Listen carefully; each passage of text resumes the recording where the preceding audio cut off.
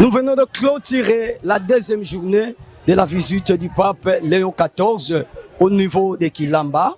C'était vraiment fantastique. Il était devant plusieurs chrétiens catholiques, donc l'ambiance était totale. On a reçu aussi la délégation de la République démocratique du Congo. On a reçu les évêques, les abbés de Manza Congo, de Benguela. Donc suivez les images pour suivre. Qu'est-ce qu'ils ont dit? Moi, c'est M. l'abbé Jean-Baptiste Ilunga de l'archidiocèse de Lubumbashi en République démocratique du Congo. Moi, c'est M. l'abbé Timothée. Je suis ici à l'archidiocèse de Luanda.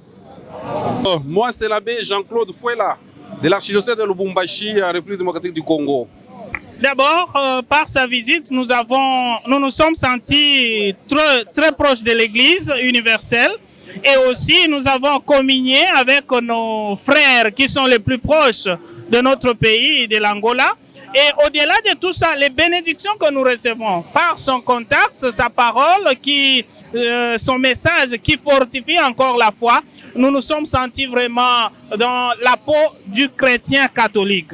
Et cette visite, je crois que c'est une visite qui ne s'arrête pas juste ici en Angola, mais qui s'étend sur toute la région.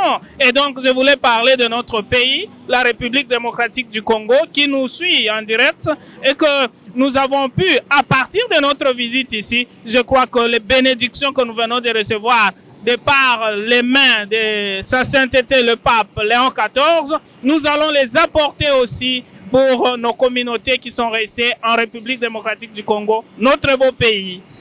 De toutes les façons, quand le pape visite un pays, et c'est cela, il visite tout celui qui habite le pays. Et même les non-chrétiens, et même les chrétiens, les autres qui ne confessent pas avec nous, ils sont intégrés dans cette visite papale parce qu'il amène un message de paix. La paix n'a pas de limite. La paix concerne et les non-catholiques, et les catholiques, les non-chrétiens et les chrétiens. Et que les messages de sa sainteté, le pape, comme il est message centré sur l'évangile, la paix soit avec vous, comme Jésus ressuscité d'entre les morts, qui annonce la paix, cette paix, je crois qu'elle concerne tout le monde. Voilà pourquoi nous sommes dans la joie de partager cette paix avec les catholiques et les non-catholiques. Vous l'avez vu vous-même à la messe.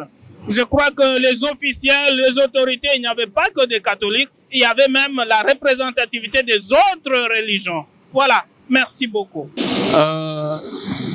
La joie est vraiment immense de recevoir le Saint-Père ici en Angola. Pour moi, c'est une visite dans toute l'Afrique. Et le message de paix, le message de réconciliation qu'il vient apporter ici en Angola concerne tout Africain. Et c'est pour cela que nous sommes vraiment dans la joie qu'ils viennent nous apporter cette grâce, cette bénédiction que nous avons besoin et que nous aussi, à partir de cette visite, que nous puissions être les témoins de cette grâce-là, les témoins de cette bénédiction, les témoins de cette paix, que nous soyons aussi des artisans de la paix, comme les disciples d'Emmaüs, que nous aussi, à partir de l'expérience que nous venons de faire par cette visite, que nous puissions aller transmettre, témoigner aux autres ce que nous avons vécu et ce que nous avons vu. C'est vraiment une grâce exceptionnelle et une bénédiction exceptionnelle que nous venons de recevoir, que nous allons aussi amener chez nous, en République démocratique du Congo, et précisément dans l'archidiocèse de Lubumbashi. J'ai entendu parler du message de la paix de votre bouche. Est-ce que vous venez de soumettre le cas de la paix ou de la guerre qui se déroule à la République démocratique du Congo?